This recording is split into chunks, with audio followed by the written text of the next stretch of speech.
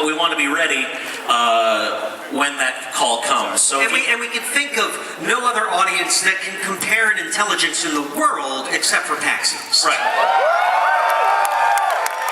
That's how you handle it.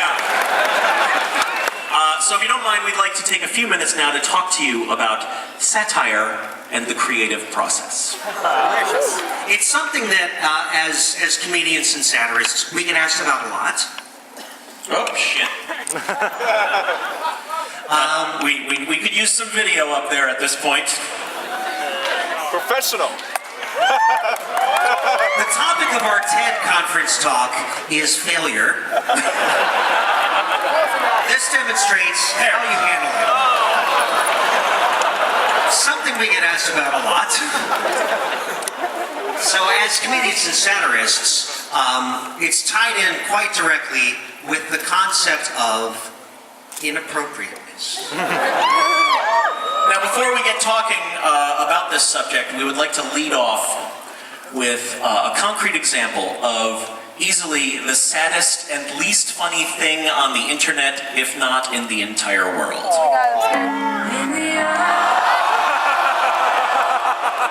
I know, let's just soak it in, just wallow in it for a while.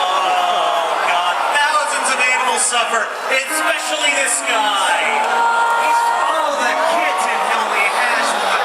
You know what? Thousands were rescued last year, ladies and gentlemen. Thousands of animals were rescued. But not this little fella. We see you squirming in your seats.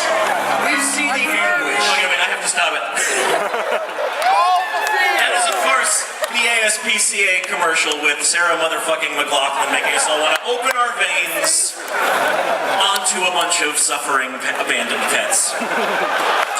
Now, the reason this is relevant, a number of months ago, Storm made a tweet about this very commercial, talking about how sad and depressing and manipulative it was. You gotta run for the remote when you hear that song.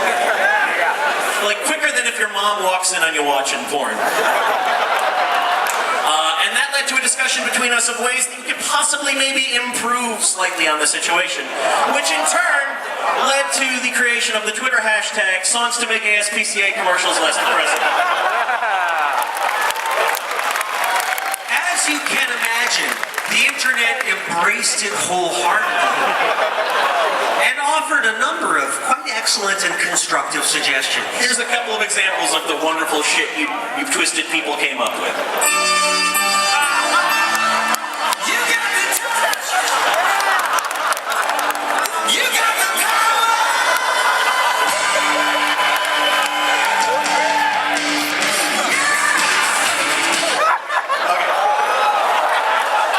I know, right? I feel better already. It's better. Here's another.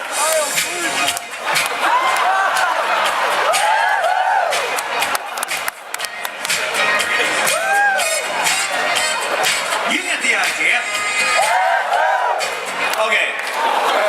Now these examples, of course, beg the question of what is crossing the line?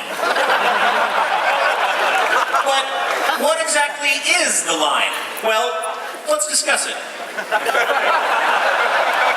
We can handle this scientifically. As we're about to show, all humor exists on two axes. All jokes exist on two axes. Level of humor Timing. and level of tastelessness.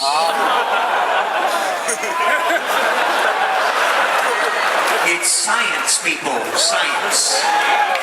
Now, if your joke's level of humor is greater than its level of tastelessness, you get a laugh. If it does not, you get or worse. So as comedians, it is our job to find, monitor, and constantly attempt to not cross that line. We like to refer to this as the line of "aww." But this is not an easy process. For one basic reason, because tastelessness is not a fixed point. It exists across a continuum, which we demonstrate thusly. So if we start all the way over at the left, on the far side of safety, you have basic topics such as airline food. There's a reason this is a hacky comedian's joke. Because no one is going to dispute with you that airline food sucks. You're not taking any risk whatsoever. It's also inanimate. The airline food is not going to be offended. You get into people, it gets a little trickier. However, you have a topic like lawyers. No one is really going to take issue with you, probably not even lawyers. As your subjects get to more specific people, let's say, you can run into higher levels of danger.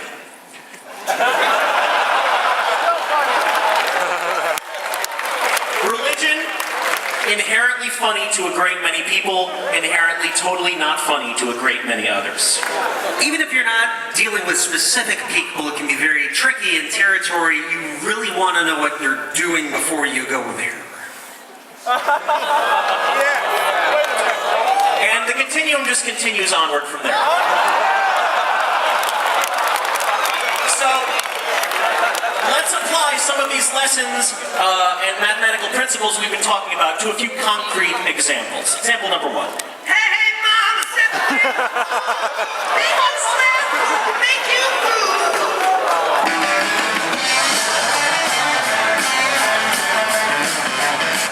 Okay. What we have here is a basic humor concept of contrast. Take one thing, sad dogs. Take a rock and roll song, funny. Now, it also has a dimension that the song is called Black Dog.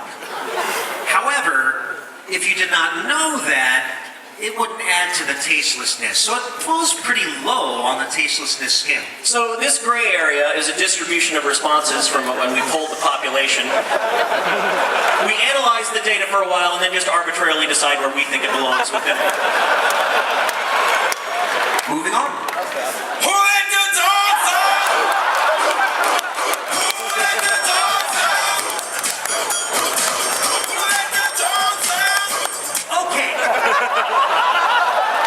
It's basically still the same contrast joke. However, a little bouncier, a little bubblier. And it also introduces the concept of letting the dogs out when the animals are clearly still in the cages. So it exists slightly higher in the humor scale and slightly farther over in tastelessness. Now, again, not every example is cut and dried and easy to suss out.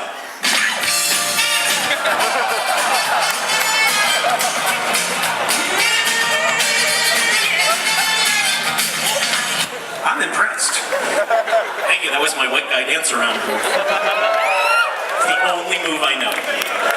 Once again, it's a simple contrast joke, but amped up with 80s music, which is, of course, inherently funny.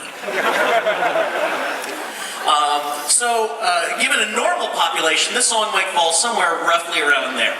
However, you must know your audience, because then a joke can suffer from what we call guilt by association. As anyone out there who's familiar with the Jurassic Park episode of Futurama knows, I think a few of them are, that particular song carries a much less funny, much more tear-inducing subtext.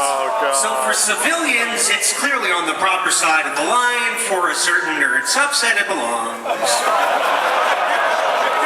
Okay, let us raise the level of difficulty yet higher.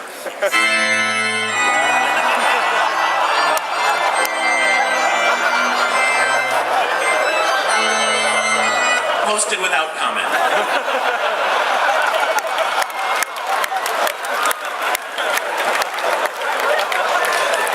So now we've sort of walked you up through the scales, and we want to show you from our expert research and science what the furthest point is, as far out as you can go, even further to the right of this graph. Right, because the question is there a point at which the level of tastelessness of a joke cannot be overcome by its inherent humor and funniness? After careful research, we have found, actually it doesn't even fit on the screen, it's probably somewhere up here. Ladies and gentlemen, the farthest data point in our study.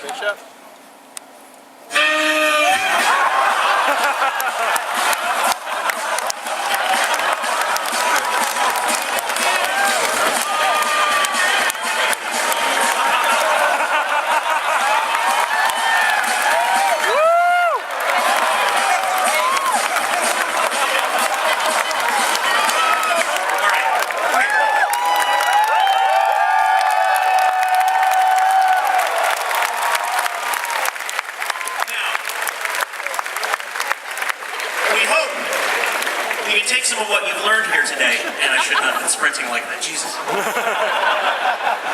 You're going to take some of these lessons home with you and apply them in your daily lives because, as you can see, comedy is not an easy thing. We are professionals. So just in the name of showing you what happens when it goes off the rails, we would like to demonstrate for you what we call shitting all over the line.